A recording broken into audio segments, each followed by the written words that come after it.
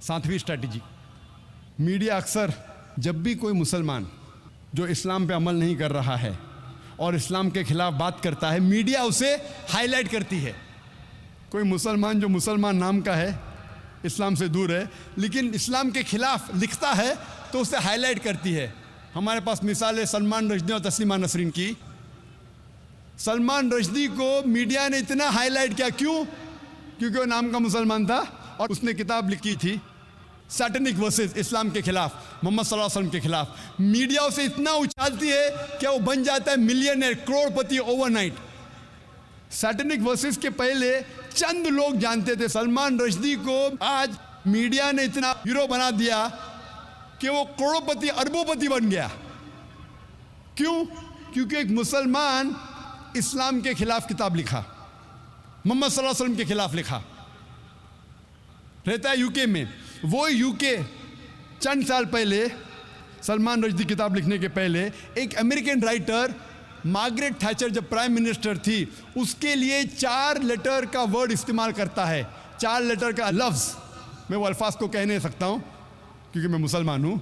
Father, uncle, cousin, king, और उस American के ऊपर बैन लग जाता है।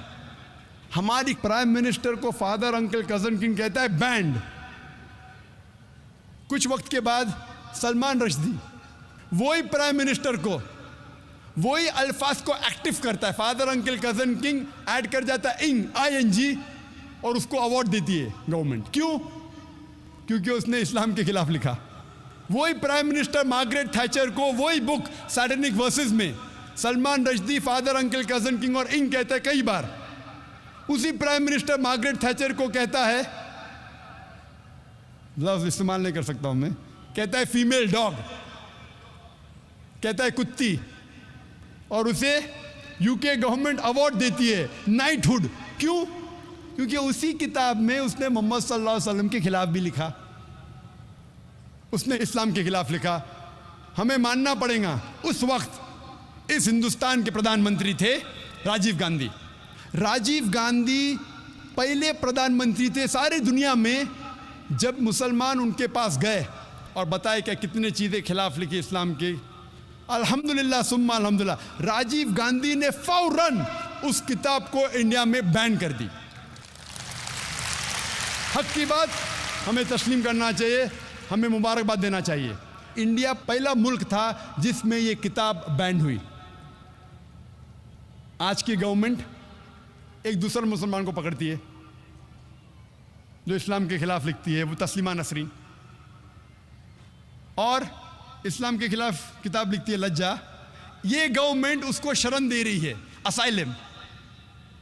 पहले की गवर्नमेंट उसको, सलमान रश्दी को बैन करती है, अभी की गवर्नमेंट बैन उठा देती है और तस्लीमा नसरीन को शरण देती है। राजीव गांधी उस वक्त ये नहीं जानता था कि सलमान रश्दी ने उसी किताब सैटेनिक वर्सेस में राम और सीता को भी गाली दी। मैं यहाँ कहना नहीं चाहता हूँ क्या गाली दी, मैं इस देश में अमन चाहता हूँ। उसे ये नहीं पता था कि उसी किताब में सलमान रश्दी ने सीता को भी गाली दी। इस हिंदुस्तान के हिंदू लोग सीता को माता मानते हैं, राम को भगवान मानते, उसको गाली दी। ये राजीव गांधी को पता नहीं था, लेकिन अल्हम्दुलिल्लाह सुम्मा अल्हम्दुलिल्लाह, क्योंकि मुसलमानों के खिलाफ उसने लिखी, उसने बैन की, और अल्हम्दुलिल्लाह सुम्मा अल्हम्दुलिल्लाह कई हिंदू जो नहीं जानते थे, जब आप किताब पढ़ेंगे तो पता लगेगा कि हिंदू मज़हब के श्री राम और सीता माता को भी गाली दी थी।